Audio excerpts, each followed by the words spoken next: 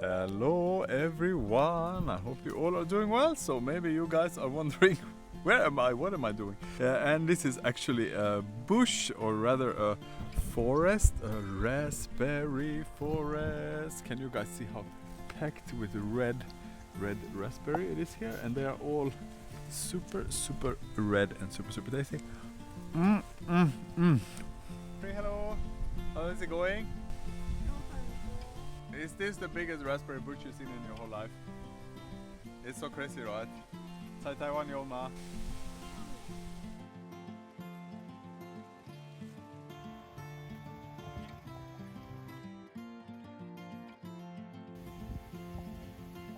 Är det gott?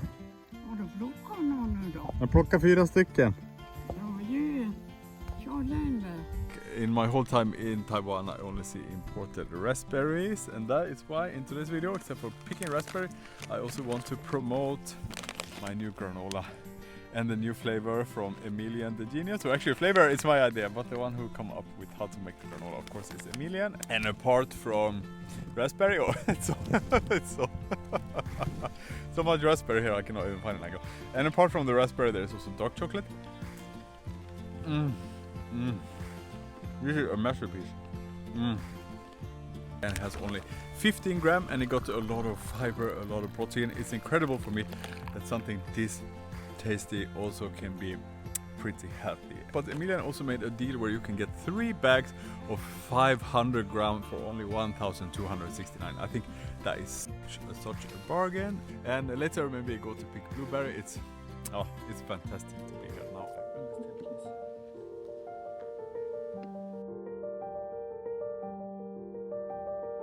Hallonbusken.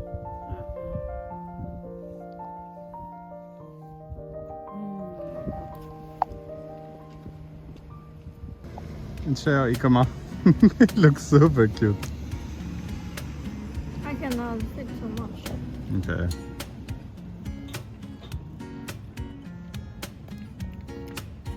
This one tastes like toasty though.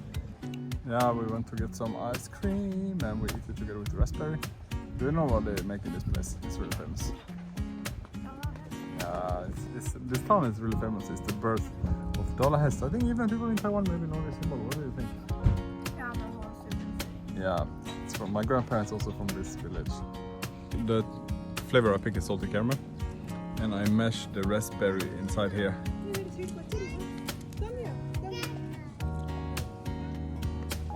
It's really fantastic, you know, you can eat this kind of fresh berries only picked 10 minutes ago. Perfect.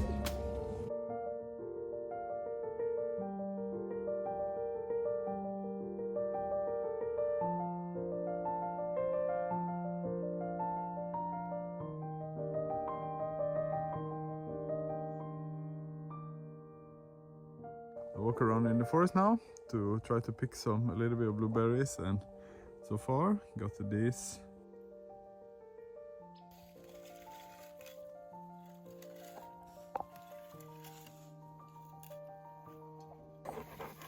With tool is more fun, with hand is more peaceful.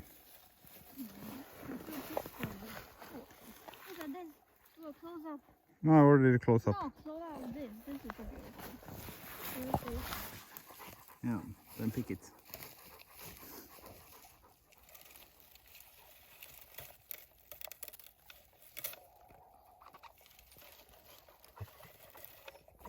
Wow, this one is squeezed. You need to tight that.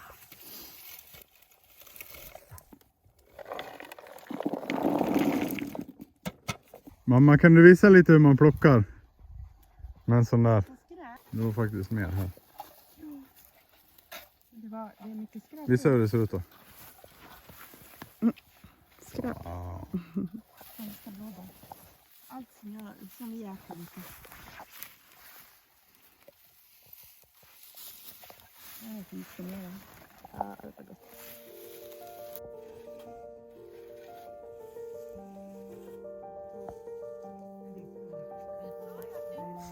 Vad är det för er då? Ja, den heter ju medicin. Jaha. Hej Felix. Hej Felix. Gillar de här?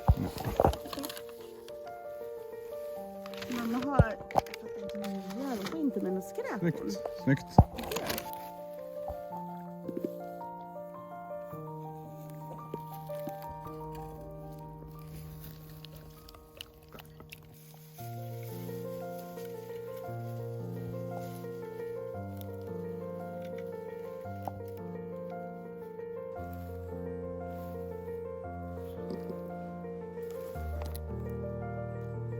Hello everyone, I hope you all are doing well. So we went to this forest now, quite close to our house, and the reason was because blueberries.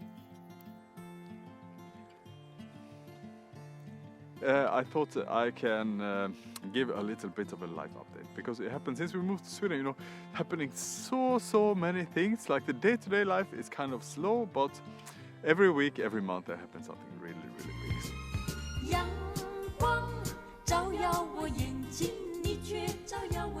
We have actually the flight ticket to go back to Taiwan in September. But the problem is that we will have to move this flight ticket, and we are not going back to Taiwan for quite some time. It's kind of really started to miss Taiwan, you know. I really miss I think the food mainly. I was like looking at picture from Din Tai Fung this morning. I don't know why, I just really was missing the xiaolongbao.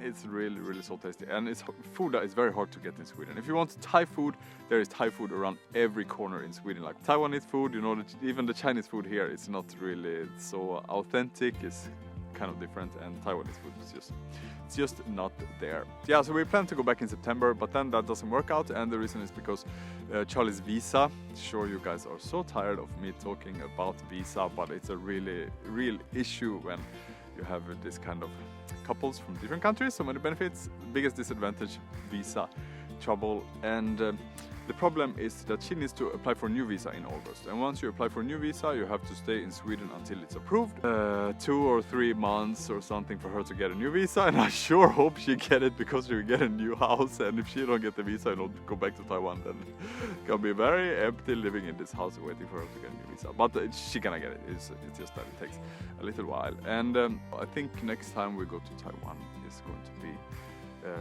maybe for the new year in February next year, to celebrate with her family. I have to be back there, you know, for the hot pot and the celebration. Need to get my hongbao from Amma.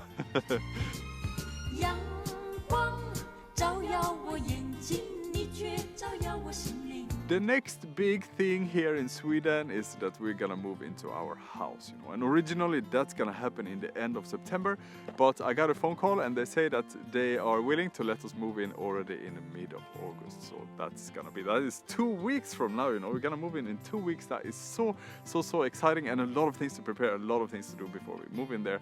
Charlie is looking like crazy because she really wants to get nice furniture, you know. She doesn't want to. For me, we can go to IKEA, you know. IKEA has a lot of great things, but she look at like, specially designed Danish table for a lot of money.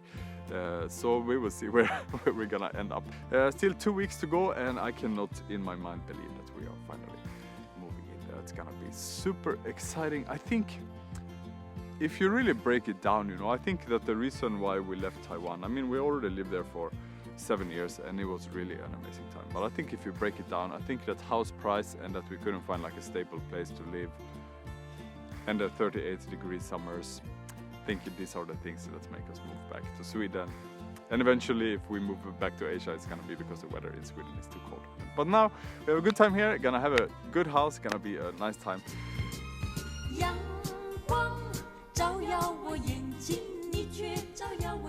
And then I wanted to talk a little bit about how we are adapting to life in Sweden, and I think it's going quite well. The thing that really helped me to adapt to life in Taiwan, like the thing that really makes me feel like a part of the society there, was that I started to join like classes or clubs by myself. For example, I went to yoga by myself, and I started to do freediving by myself, even did freediving in Chinese, speaking Chinese with my coach. And that really felt like I made my own friends, made my own kind of like group of people that I got to know, and I think that was really important. So I tried to also push Charlie to do that kind of thing in Sweden. So she has actually started to play golf here, and she took 6 lessons, and she bought some really expensive golf clubs. And I think it's important to find some like sport or some hobby or something you can do when you move to a new country, because that is probably the easiest way to make friends. And the second way that I made friends in Taiwan was by studying there. But I think that's a really, really good way. And in the autumn, Charlie gonna start to learn Swedish. In some nearby city here, there's also quite many Asians, and I think it's good.